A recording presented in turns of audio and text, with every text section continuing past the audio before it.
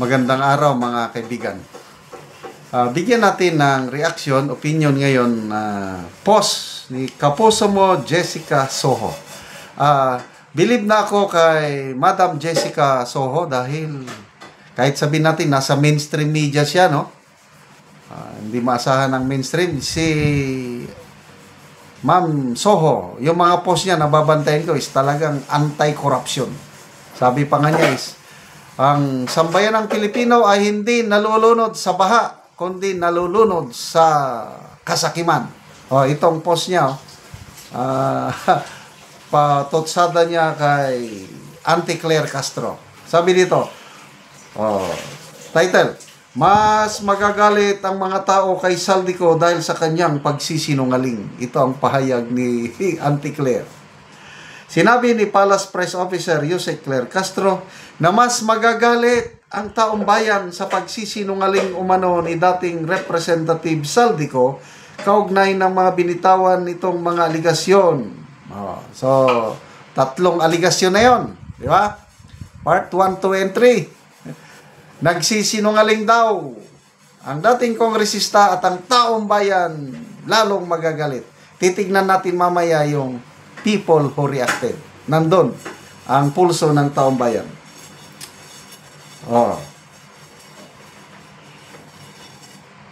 Yan ang post ng GMA News. Ang implikasyon po na nakikita natin ay mas magagalit po ang mga tao kay Saldico dahil sa kanyang pagsisinungaling. Wow! 2.8 million views yung kanyang pagsasalita. Okay. Yan. People who reacted. 19,000 nag-react sa post ni Ma'am Jessica Soho. 16,000 ang tumatawa, 338 ang galit. 2,300 lang ang nag-like or naniniwala kay Yusek Claire Castro. So, ilang percentage? Estimate ko lang ito 90% hindi naniniwala kay Yusek Claire Castro. Galit. Diba? 10% lang ang Ganon na po kadami ang ng mga hindi na naniniwala sa pahayag ng ating Palace Press Officer. And of course, pati ng presidente. Damay na yan. Basa tayo yung mga comments. FB Pamor, ito ang Yusek na walang isip.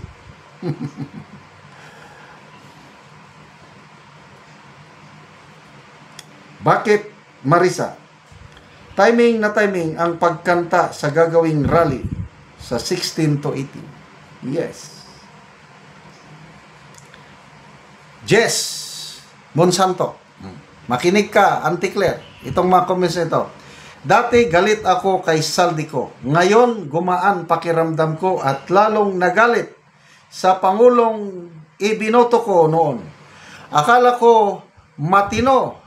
Sorry po, Sir President. Galit po ako sa iyo at sana po bumaba ka na para manahimik na ang mga galit sa iyo.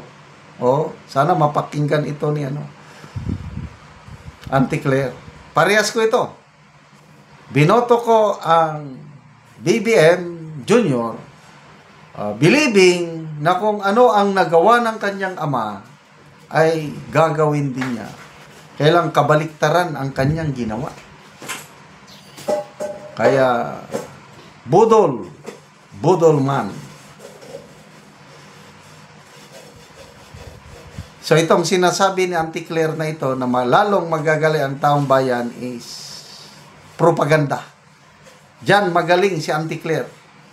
In fairness, talagang ang galing niyang magdepensa para sa Malacanang at ang galing niyang manira para sa mga Duterte. The best talagang Palace Press Officer si Auntie Claire Castro. Ito. Mix Coloma. Auntie Claire, maawa ka naman po sa kaluluwa mo.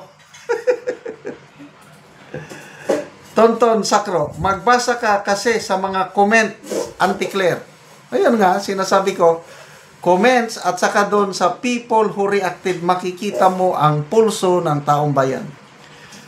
At bilangin mo kung ilan ang galit kumpara sa natutuwa at nabanggit mo na amo mo. Wala. Salita lang ng salita, hindi nila pinapakiramdaman ang pulso ng taong bayan. Ganyan sila. Ka 8-8.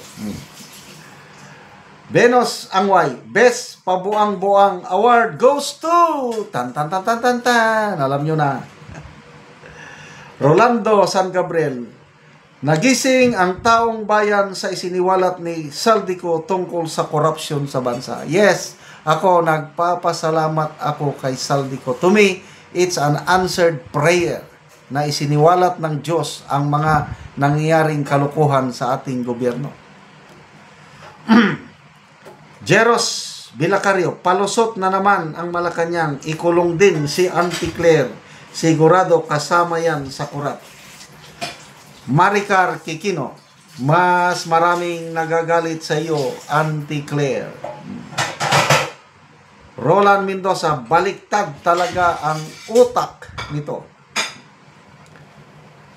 Ork Kibik, ha ha ha ha, grabe kapal mukha ni Auntie Claire.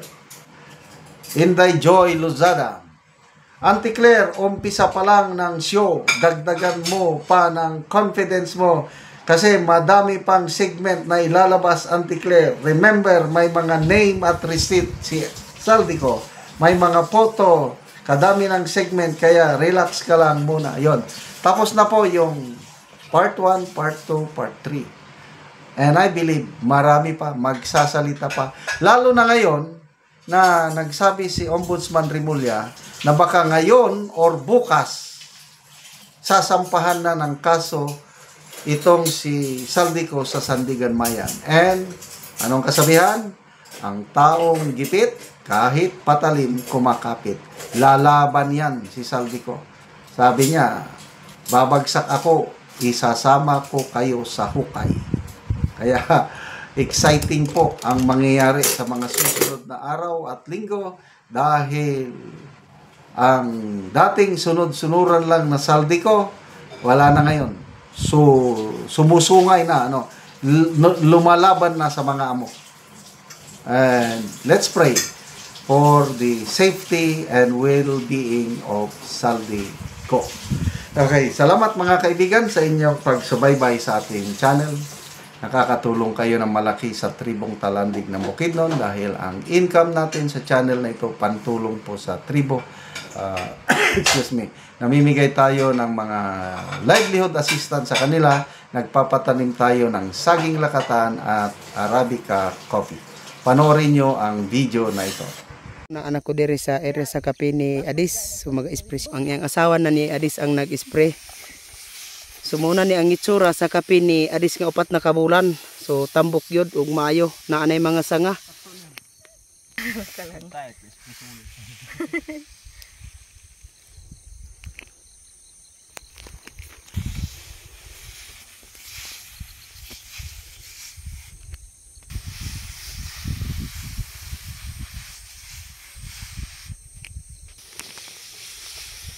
Ay, apit na gid ni makarbis ani ba? Kaya na anay mga sanga. Nanay kuan nang sanga na among kape. Labi-labi so.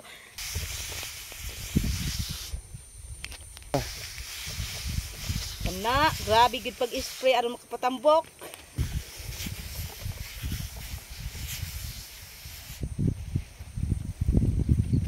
Salamat sa Ginoo nga kuan kanang nakatanom na gyud mig camping nga kuan nakapatambok na ang among mga tinanom. Salamat sa Ginoo kanang nagsuportar sa aning gihatag nga kape aning mga abono. Salamat sa naghatag nga og suportar sa amoa sa kalisod nga makakuan na pud among mga ang among mga anak makapa-eskwela namo, dili na sila gutomon kay naa na namo marbis nga kape. Salamat sa Ginoo.